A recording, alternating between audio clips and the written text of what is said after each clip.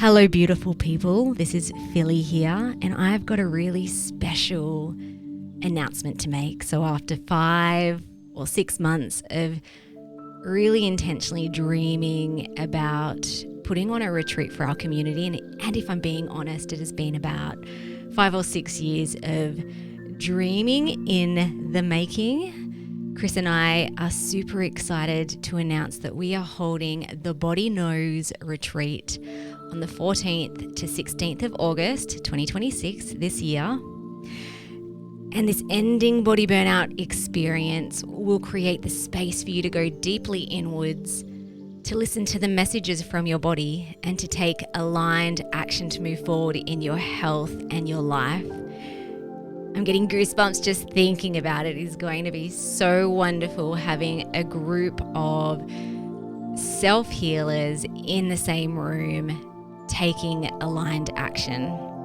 What does the retreat look like? Think body-mind root cause coaching, Chris and Philly style, trauma-informed somatic practices and breathwork, sound healing, nourishing, wholesome, nutritionist-created food, luxury accommodation overlooking the wild Tasmanian Ocean, plus so much more.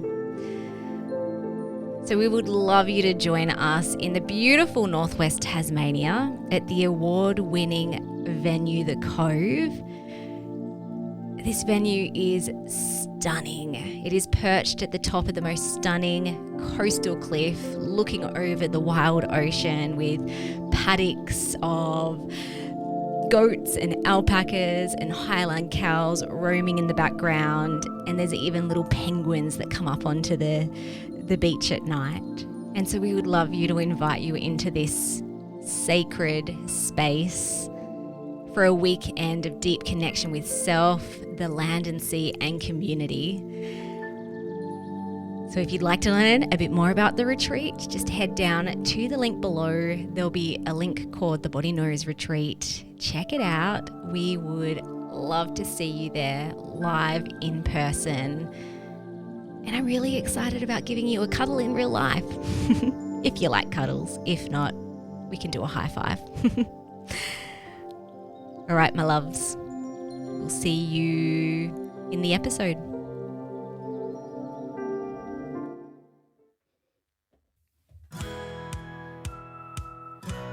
Hello and welcome to the Ending Body Burnout Show. We are your hosts, Chris and Philly, co-founders of a multi-award-winning functional medicine practice, serving busy people with energy, mood, and gut issues. While busyness, addictive doing, people-pleasing, and perfectionism might be the norm, it's not normal, and it's a major contributor to health issues. Our goal with this show is to give you a holistic root cause approach to healing your body so that you don't have to continue doctor or diet hopping or popping a gazillion supplements hoping something might stick. So get ready to heal your body, get your spark back, deeply connect with yourself, and step into the life of your dreams. Let's dive in.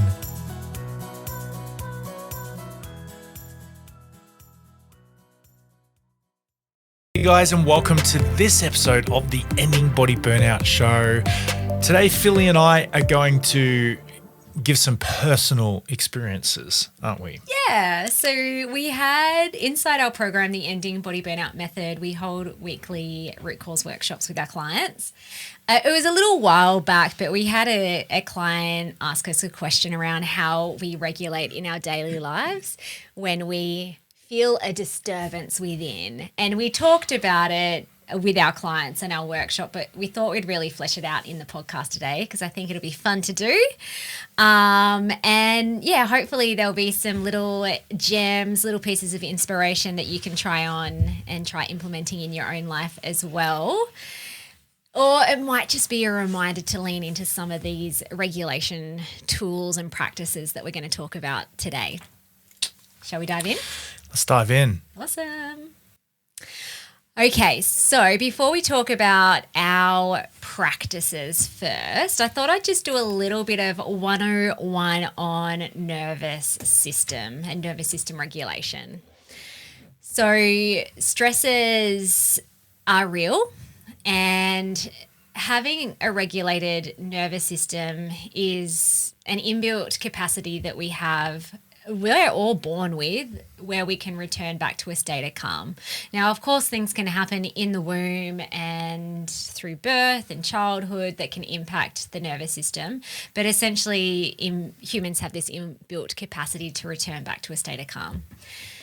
Over time, if there's been a lot of chronic stress, so that's where the nervous system can get stuck in either fight, flight, or if it's been in that state for long enough, you can drop down into what's called functional freeze, or you can bounce around between the two. So there's a bit of a myth that a regulated nervous system is always calm and chill and flowful. For some of our clients, this comes as a bit of a shock when they realize that this actually isn't the end game. I thought this too. So when I was really diving into deeper metaphysical healing, subconscious reprogramming, I really thought that I would get to a point where even when things were happening around me, I would always feel calm and chill and in flow. So it was a bit of a shock to me too when I'm like, I've done all this work and I'm still having some sensations in my body or thoughts in my mind or emotions showing up in my body.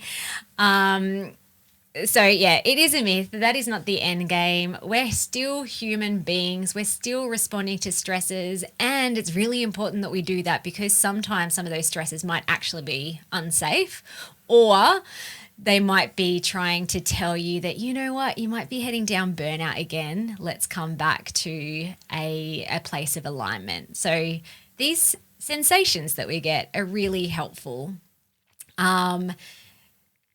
And you can also improve your window of tolerance so that it's happening less, or the nervous system responses that you might be experiencing are more mild, subtle, and you're able to be more flexible with them and essentially retrain your nervous system to return back to a state of calm.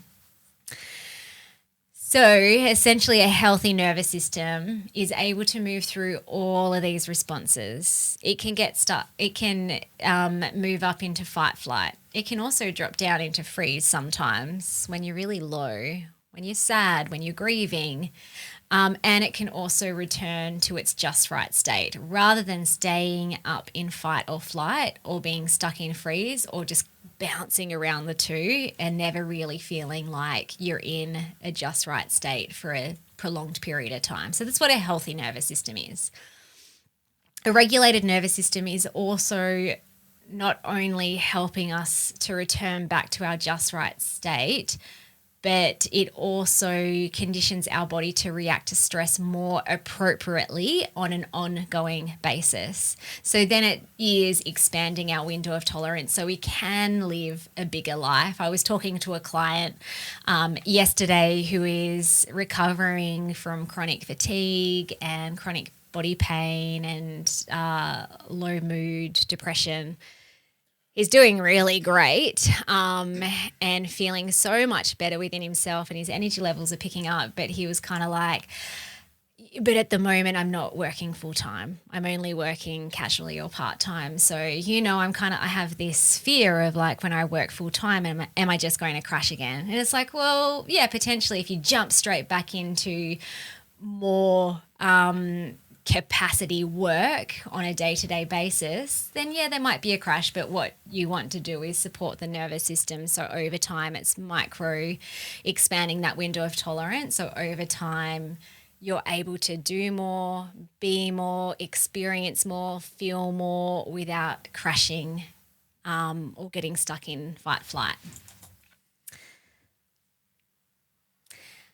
And so again, like when we think about that, a healthy nervous system helps you to operate at a high performance level, and it also helps you to drop down into deep rest. So I know that there's a lot of people out there who are actually operating at a high performance level, and maybe you might not be in the depths of body burnout yet, but there might be some signs moving there.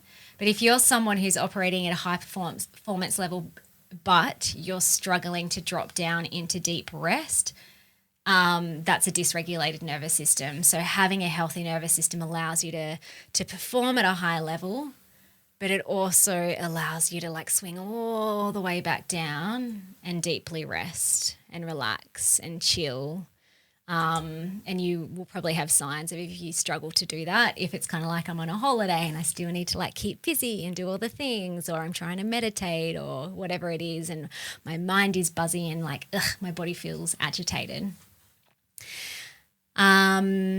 It's also having a healthy nervous system is also knowing when you need to drop it down a notch too. So if you are operating at a high performance level, it's being able to be really in tune with the cues that your mind and your body are sending you, so that you can adapt and be flexible and drop it down a notch, or, drop back into that deep rest so that your cup is then full again and you can continue going. So with all that in mind, this is how Chris and I nurture ourselves on a daily basis so we can still perform at a high level, experience rest, and what we do when we are feeling a disturbance or a dysregulation in the mind and the body. And I've broken it down into a few sections. So I thought we would start off with daily rituals and routines as well. Because if we just jump straight into, well, this is what I do, like when I feel disturbed or triggered, without the context of how personally like I live my life in order to then be able to respond to a disturbance, these daily rituals and routines are foundational for being able to respond in a healthy way. If I wasn't doing these, I'd be like a crazy woman. So for me, and as I'm talking about my healthy routines, rituals, I'm then going to pass it over to you, Chris, to chat about yours. Easy. And we're both very different as well. So I think that you'll learn a lot, that there's not one way of doing anything. So first of all, like a healthy lifestyle is really important for me. So that would look like eating healthy, regular meals 80 to 90% of the time, including treats. I love treats. If you want to listen to a whole podcast episode around what I eat in a day, there is an episode, I think it's called What Philly or a Functional Medicine Practitioner Eats in a Day. Can't remember what number it is, but we can put it in the show notes. Sleep is also really important to me. So I average about 9 hours of sleep a night, and I really value that. Sometimes it might be a little bit less, maybe 8. Sometimes it can even be 10. Good solid 10 hours of sleep is amazing. And I don't do elaborate sleep routine procedure to be able to do that. It's just become a habit, I guess. Like I go to sleep, turn off the lights around 10:30. I wake up usually between 7 and 8 a.m. Most of the time that is just allowing my body to wake myself up naturally. Sometimes it's an alarm at 7 in case, I need to get to the clinic early. Movement's really important for me. So most things that I do are pretty low intensity exercise. So I walk 4 or 5 times a week. In summer, I'll go swimming in the ocean and sunbake. Not that that's exercise or movement, but I don't know. There's just something that gives me the same experience in my body when I'm lying in the sand out in nature. It's so good. And then hiking.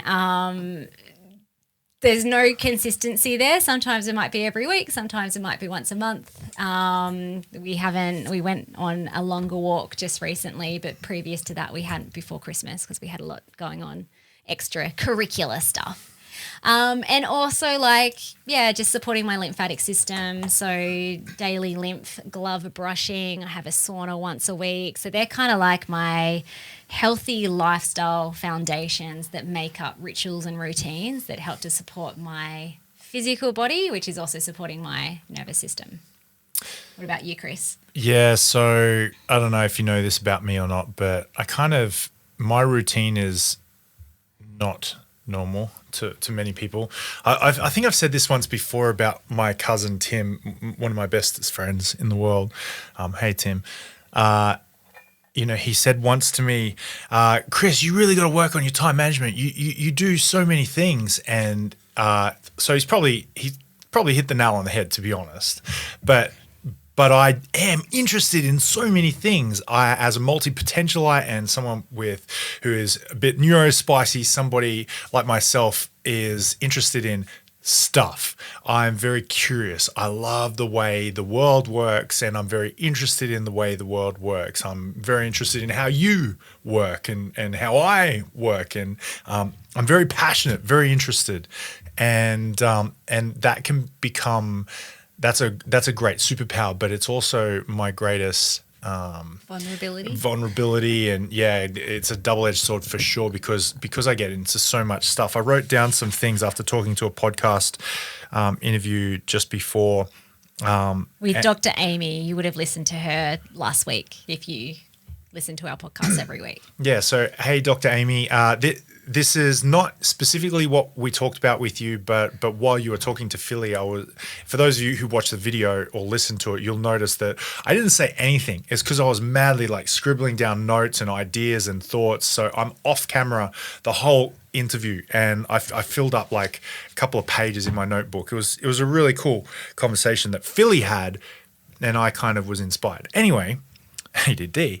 So what I wrote down was, people get interested in so many things. Like if you're like me, I get interested in so many things, but I also have my attention on so many things. So therefore, that's wide. I call that breadth. So I'm interested in lots of things, and my attention is on lots of things, breadth.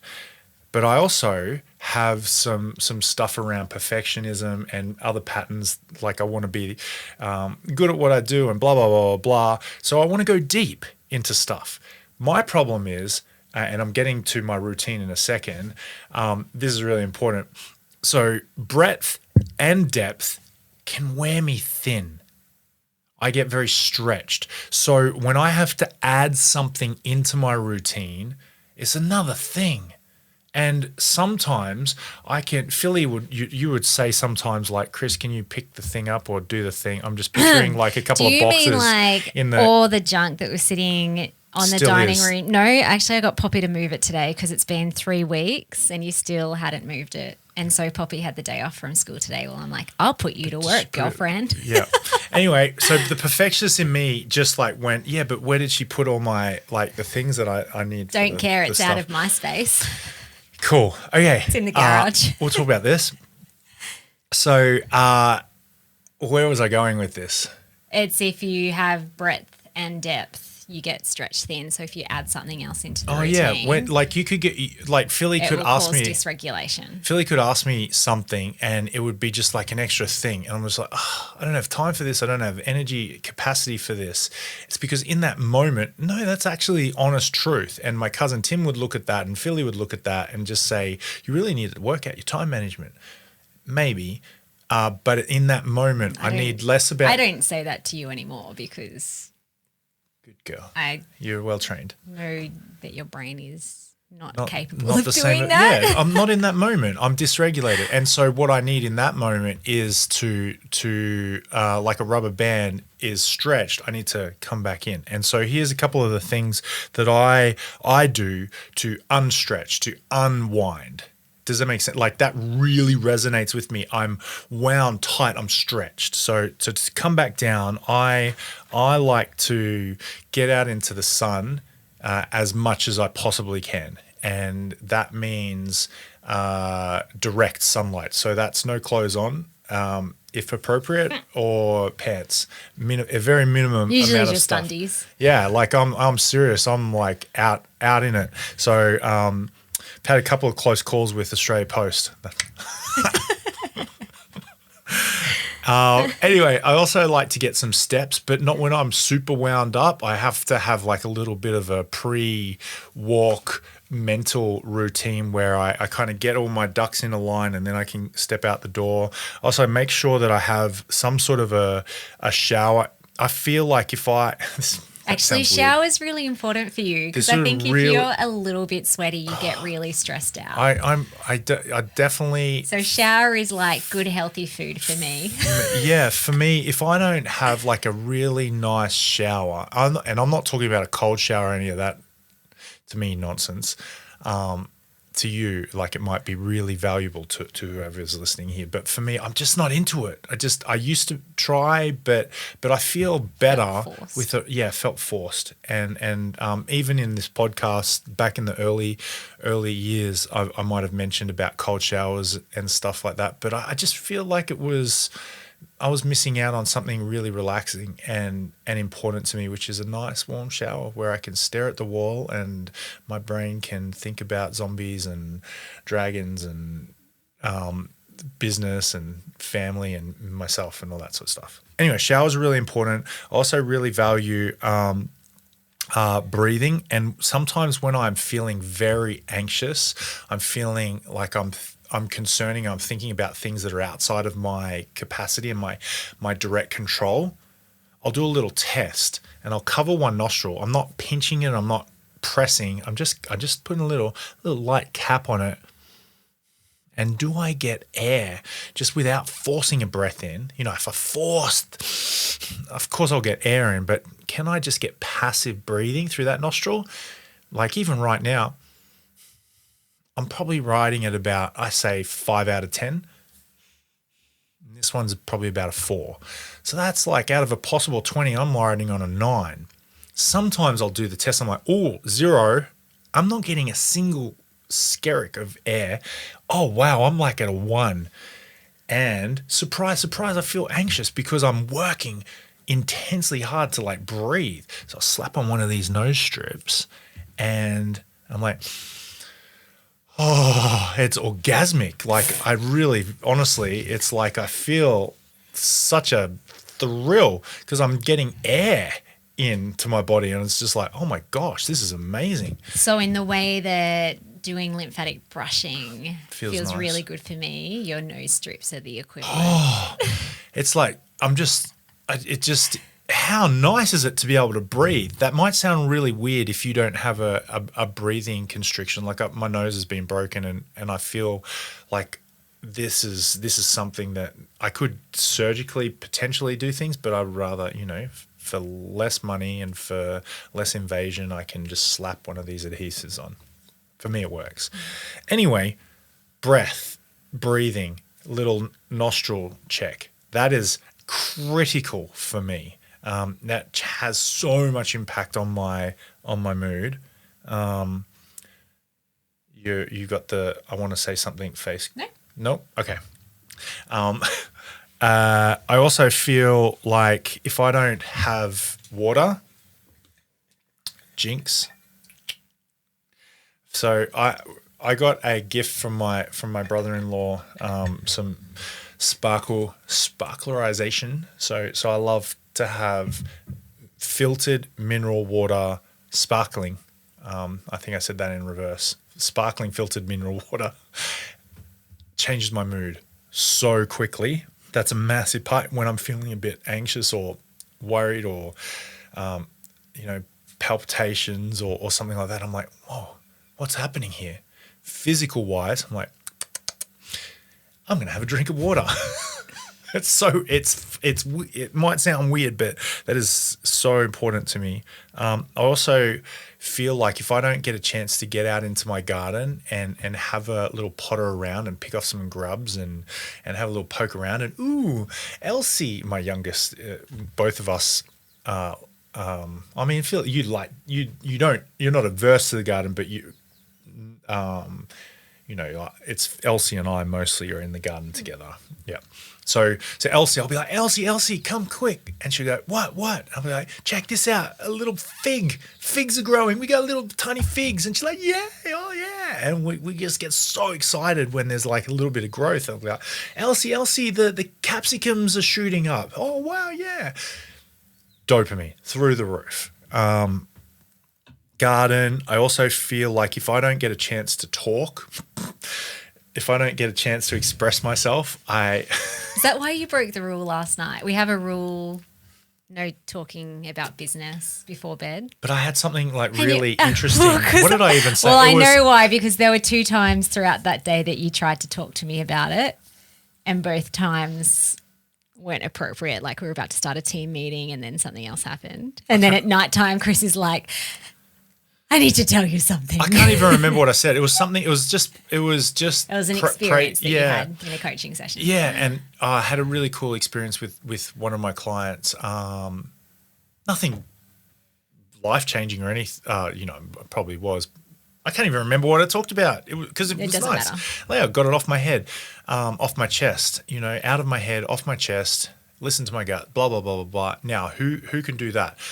I mean, if you, dear podcast listener, aren't here, I'd be talking to myself. If Philly's not here, I would literally just be either journaling it or writing notes or scribbling on my whiteboard. It's so funny because if I have been talking all day, and that might be with clients, it might be like a social thing, it might be with our youngest who is a talk. Takes like down. I need silence. I need just me. And I would be okay with a full day of not talking to anyone, multiple days. I could easily do a silent retreat. I would get to the silent retreat. I'd be like, so what are the rules again? Oh, no silence. Okay, go.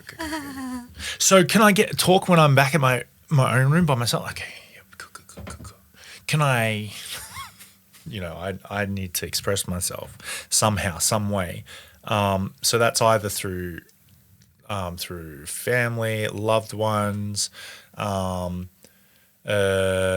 journal, coaching, whatever. I also find a lot of expression in my hobbies that I've found. I've always been into it, and just of lately, after some coaching, I've realized, man, yeah, I really leaned out of this for a long time and went into sport, but now I'm kind of coming full circle. Back when I was a young lad, I used to always sing, perform, but then kind of started getting bigger and faster and taller than everybody else, so I got into sport. Anyway, my hobbies these days are drama, reading about drama, professionalism around performance, singing, being coordinated and dancing. That's a work in progress for sure. Guitar, piano. Yeah, I've on a desk I've got a piano that I've just taught myself how to play the piano in the last couple of months. Sorry, learning how to sing, play the guitar, play the piano, blah blah blah. This sort of stuff. If I'm not doing what I'm interested in, I'm not the best version of myself. If I am not living on purpose, I'm unhappy. If I don't get a chance to play sport with my friends, my brothers-in-law, I'm being physical some sort of way, I'm not having a good time. So I also make sure that my environment is set up for success, and this is where it bites me in the butt if I'm a little bit spread too thin. I need to make sure that I've got what I need to be able to be who I am, and what's important to me. But yeah, that's Chris. So you're listening to this and you're probably thinking, holy crikey, so you do have rituals. This is just like a lot of things. Yeah, but that's not all in one day. No. That is like a little sizzler sprinkle. Like I walk into my day and I'll be like, what are we having today? And sometimes you'll get over something as well. Like you were very, very into hiking, which I'm really sad that's not an ADHD passion. I wouldn't say. Well, like I'm not over it at all. Not in terms of like needing to go wanting to go every week. Well, I think. So there's just it's just other things that I do on the weekend instead. Yeah, I know now. Exactly. So there's just kind of like ebbs and flows. I take offense to your wording. Of how I'm taking that personal. Oh, I take it personal because I'm like, I would go out. I'm just kidding, guys. And, I could just climb a mountain by myself. Me and my oldest would like to, do. but she's like, Dad needs to come. I don't trust you, Mum. Dad's got all the you'll get us survival lost. stuff. Dad's I'm like, got come on. Okay, so there's a few other things. My intention was we broke it up into like healthy lifestyle, how we spend our time, and then how I ruined your layout, didn't I? How I just went fire hose. How we do daily inner work, and Chris has just basically covered all bases. So I'll talk about my stuff again. So in terms of time, like my me time is really important, And if I don't get that, just in the same way that Chris was talking about, if there's too much breadth and depth, you get stretched thin. If I don't have me time because I've put too much into the day in usually like work or responsibility stuff, then I will not be a happy person. So this like regularly looks like, and I'm not doing, again, all of these things every day, but there'll be something happening every day. It will either be the beach or bushwalks, listening to podcasts, watching, reading, listening to something that gets my creative juices flowing. And that could be anything to do with health or business or creativity. I found that I didn't have a lot of time to do that kind of over the Christmas period because we went on a trip for 4 weeks. And so, the whole family was together. Then we came back in straight into launch. I found that was lacking in my daily rhythm, and it was making me very sad, and my soul was not happy, and my creative juices were just like fizzling away.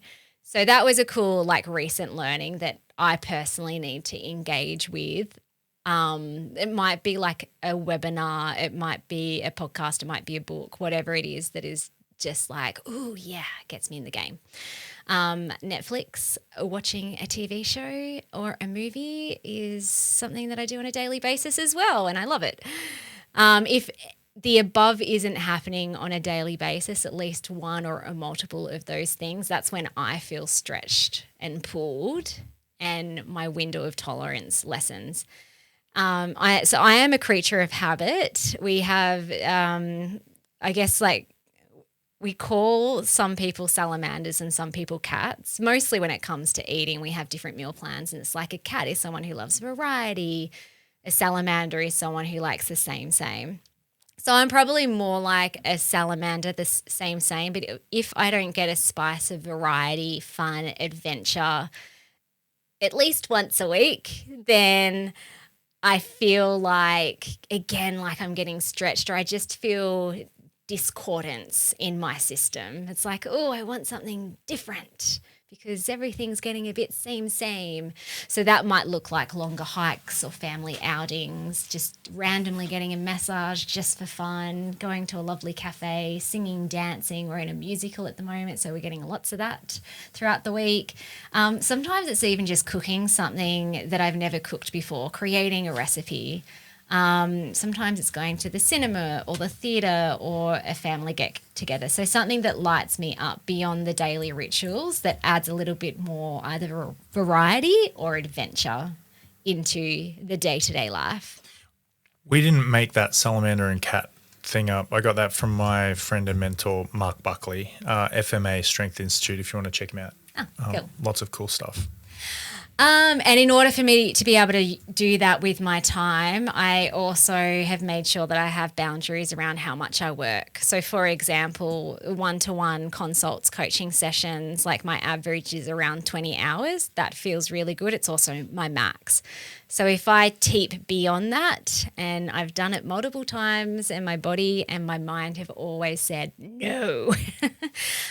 Similar, like when we're recording podcasts, or doing like a media interview or recording videos, I kind of time block that so it's done on a Tuesday and a Wednesday. I generally stop working after the kids get home. That's often when I might go for a walk, cook dinner, just kind of like plod along. And Fridays is usually a bit more of a flexible white space day, as well as the weekends. So I think that it's important that we share that, because if we just went into like, oh, well, when we get a disturbance, this is what we do to self-regulate. Wait, a what? A disturbance. A disturbance. Or like when we feel triggered. And this is a conversation that I have with clients a lot, is it's like, oh, well, I'm doing all the things. I'm doing the practices. Like I had this signal pop up and I did this meditation, or I did this affirmation, do. And, that's all great and lovely. But also if you're not living your life in a way that supports you to be the person that you want to be, then all the protocols or the practices that you're doing they're not going to get you the results that you want. They are what I would call the cherry on the top. And inner work's really important to me. So for me, again, like if I'm thinking about this as a ritual routine, I get monthly one-on-one coaching sessions with my own coach. I also have conversations with Chris. Sometimes I request it. Sometimes it is done without permission, but I need it for my growth and to have the conversation that hasn't been said. And on a daily basis, just constantly being in tune with my body, my unconscious mind, my heart, like constantly asking myself, what do I want? Or what do you need? Or what do you want? And working towards giving myself that. It looks less like in the morning, I wake up and I do journaling and then I'll do a breathwork session. It's kind of like, I feel like my inner work now these days is a lot more organic. It's just happening as I am living and being. And I do have structured coaching sessions regularly. And I will also, usually weekly, sometimes more or less, do some sort of somatic or unconscious change practice that might look like meditation, or, we have some beautiful local practitioners that do breath work and sound healing. And I'll always book into one of those if there's like a half a day workshop or something where I can just have that space to be and just allow things to move through me. Can I just say about this? We have a thing called the perfect week, and this is something that stresses a lot of people out. It brings people a lot of tension and frustration. And so when someone wants to think about, I want to have these things happen in my week. I want these things to, at this time I do this time. This is a perfect week. It's like time blocking. However, for someone who's already stretched so thin to plug stuff in, it's really overwhelming when someone's got low capacity and then they think, I should be adding more stuff in. I should be doing this. I need to be getting this done. Or expert A, B, or C said that I need to have this in my life. I need to be doing this. It can really overwhelm a nervous system that's already on edge, right? Yeah, I'm actually thinking about that. Like I mentioned, I'll do some sort of weekly practice. That is not in my diary. I mean, like if I've booked into it and I've paid for an experience, it will be in my diary. But if it's done on my own accord, I'm just kind of doing it based on like, do I need this today? Do I want this today? Whereas I know, like what Chris was saying, that was a real... I thought it was a weakness. I'm like, I'm really bad at doing this stuff. Like I can rationalize and logic my way and reframe and do all that. That like actually comes a lot easier, but to be quiet and still. And so I had in my mind in the past that I needed to do like a daily meditation or a daily breathwork session. And it just felt really forced. It felt really forced. It was just another thing that I had to add to my to-do list. Whereas the more organic you can be, find what you love as well. Like when Chris was talking about all his passions and all the things that he loves to do, they're gardening, acting, whatever it is. Like if it is passionate and it's good for you and for the rest of the world in some way, shape or form, that's going to be healing as well. It doesn't have to look like a structured thing that the guru on Instagram or the influencer says you must be doing every day. And the moment that I let that go and I'm like, I don't actually need to do anything regularly. All I need, and this is why the question for myself, what do I need? What do I want? Yeah, this is my guiding North huge. Star to decide how I use my time and what I do in order to nourish and love myself. I'm going to do it. Okay. Andrew Huberman is bringing popularity to one of the most underrated things in the past, nervous system, making sure your neurology is, you know about it, the science and things like that. I also think he's one of the worst people to listen to when you're burned out. I just find that when he brings studies, I wonder if anyone will tag him. I just feel like, who's this peon, Chris Billette? I just feel like some of his advice, or the advice that people will latch onto. Number one, his podcasts are information loaded, and for someone who's burned out like you are already loaded up with stuff. You're stretched thin. So to have more information and to have more science can overwhelm your nervous system, which is already overwhelmed already. And number two, he will give you protocol, which is great and fantastic, but he doesn't know you. He doesn't know who you are. And so for the popular masses, his information is fantastic and great, but for when you're burned out, I think it's the worst information to try and dive into. And I think it's better to find out where you are at right now. And rather than getting stuck up Should Creek without a paddle, I should be doing this and I should be doing that.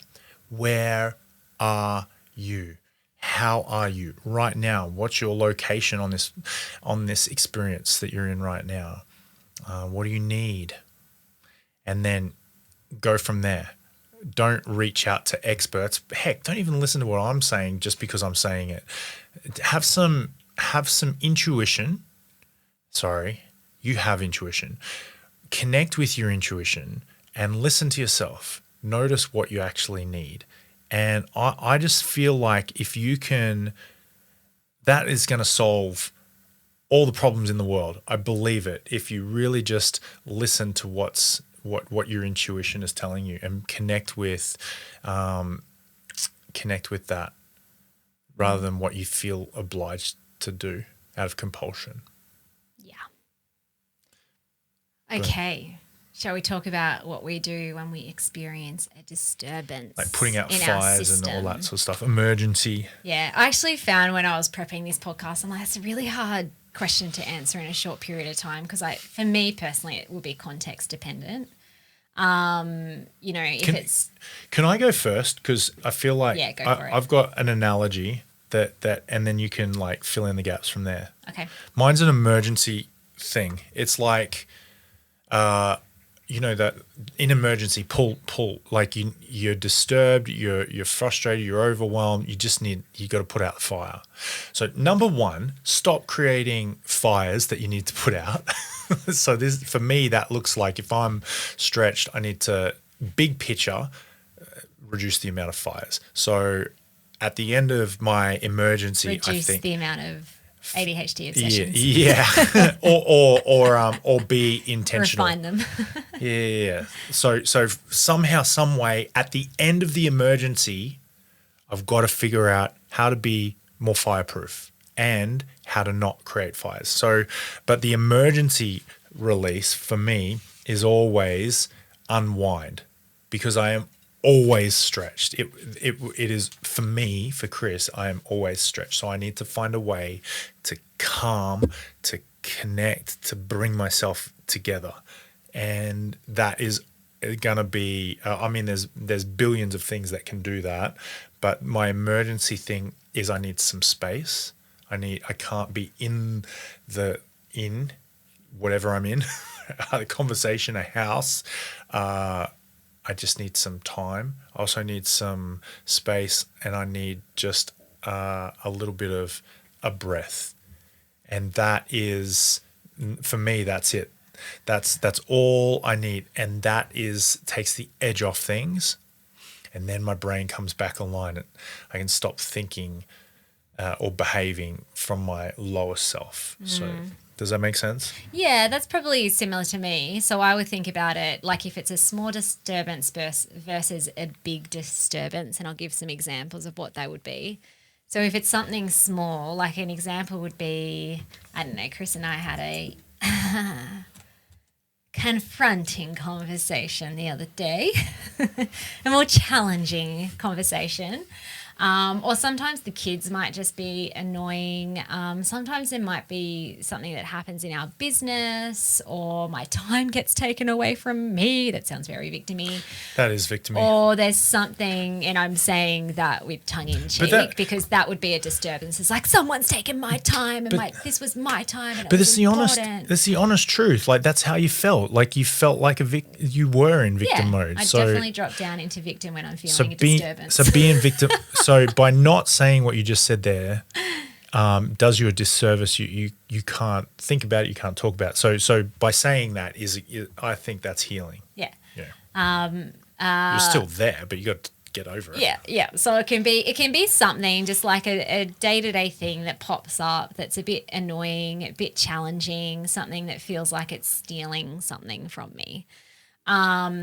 So I will, first of all, it's interesting that you use the word emergency, because I find the urgency story. It's like if I use the example of feeling stretched, because this would be a small disturbance where it's like, just like got a lot on today. How am I going to get it all done? It's like I'll find the urgency story. Why do I feel like I have to do all the things right now?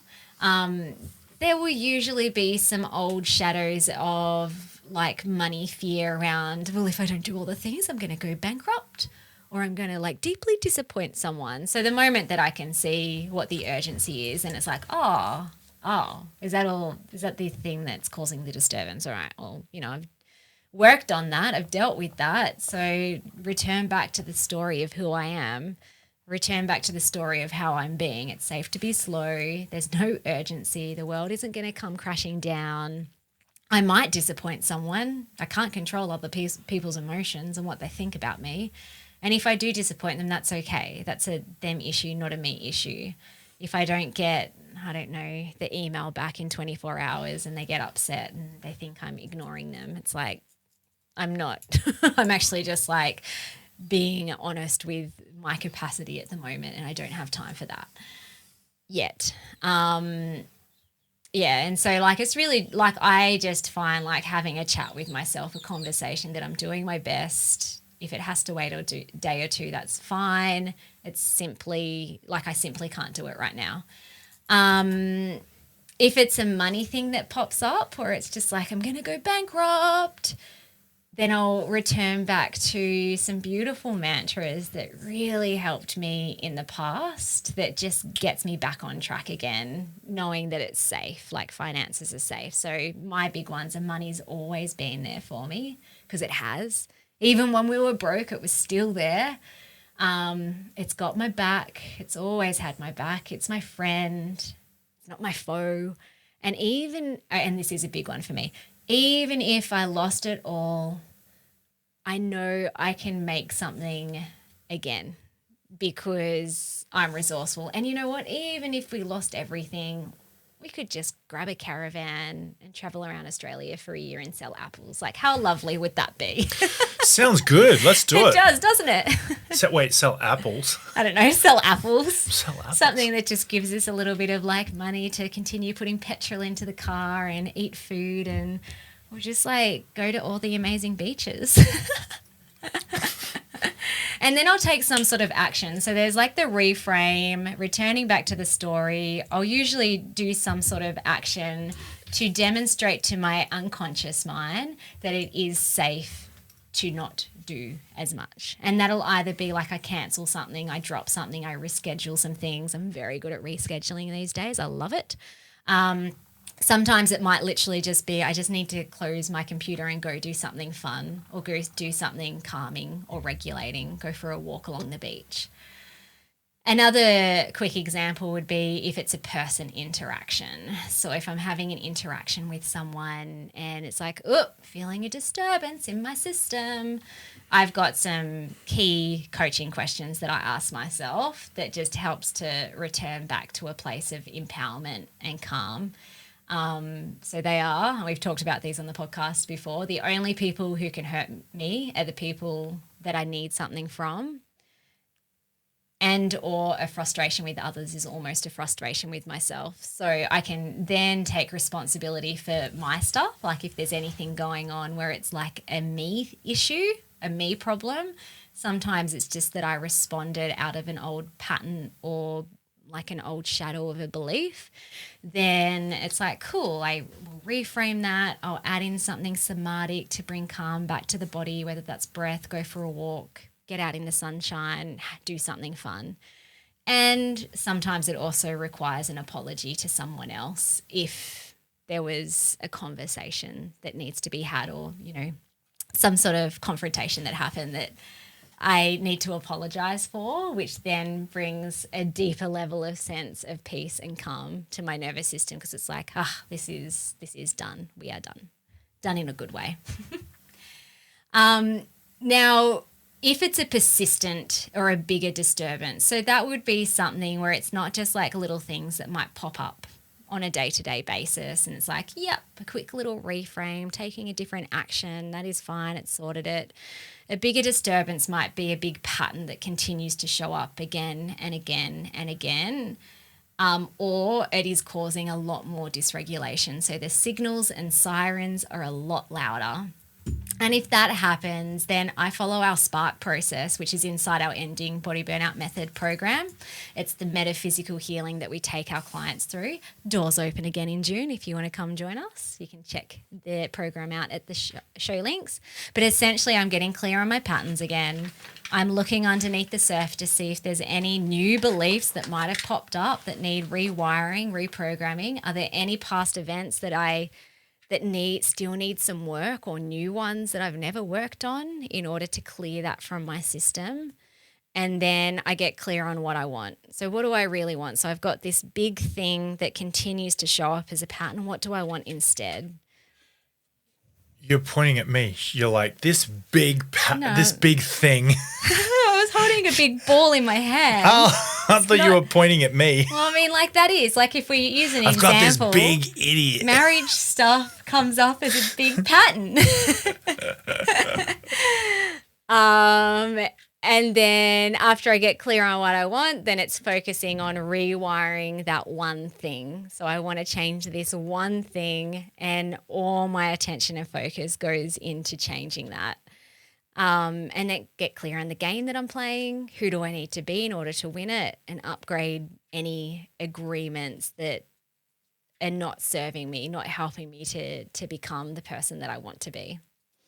So that's in a nutshell. Like I will use our SPARK process if it's a bigger disturbance, because I find that if I'm just doing like little itty bitty reframe here, little somatic practice there, when it's something that is quite stuck and needs moving out of my neurology, I will need a more structured process in order to be able to rewire that.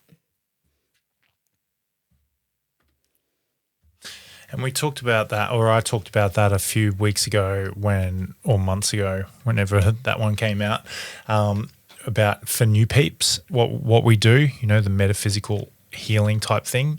You know, there's always going to be some sort of giving your power away somewhere, you're outsourcing responsibility somewhere, you're being a victim somewhere, you're being a rescuer somewhere, blah, blah, blah, meeting your needs unresourcefully.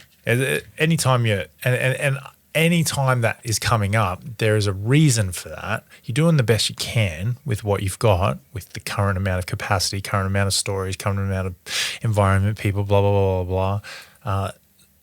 But it's not your fault, but it is your responsibility to sort it out. So when you do notice that there is an urgency or an emergency, pull the handle, pull the brake, pump the brake, pull the thing, and sort it out. You got this. Even if you just need a moment, need some time. Awesome. Good All one. right. Well, hopefully there was at least one little thing in there that it's like, oh. Can I say one more thing? I forgot. I neglected to say one of my favorite, almost instantaneous emergency handle things is solfeggio music, and I think that is huge for me. One of my friends and mentors, Ewan Fleischer, he told me about this. He introduced me to this concept, and I love it. I've got a playlist on Spotify with all my favorite solfeggio frequency type music, and it will just speak to my soul. I feel great. I feel like I'm good to go once I pop that on. So if you feel stretched or worn thin or stuck or whatever, try it. Give solfeggio a go. It's great if our kids are fighting in the back or dysregulated. As soon as you put them in really loud, it's like within moments. Yeah. Everyone is back to a place of calm. Good. It's really good. Just zens everyone out. Kev Thompson is my favorite artist. All right. Awesome. Have the best day ever. Thank you. Bye. See ya. Thank you so much for listening. We so appreciate you. If you'd like to give us extra smiles, drop us a review and spread the love by sharing this episode. You can also rate your own state of burnout and the root cause contributors by taking our Ending Body Burnout Assessment on our website. And if you're interested in learning about our group or one-on-one Ending Body Burnout programs, shoot us a DM via Instagram or Facebook. Have the best day ever.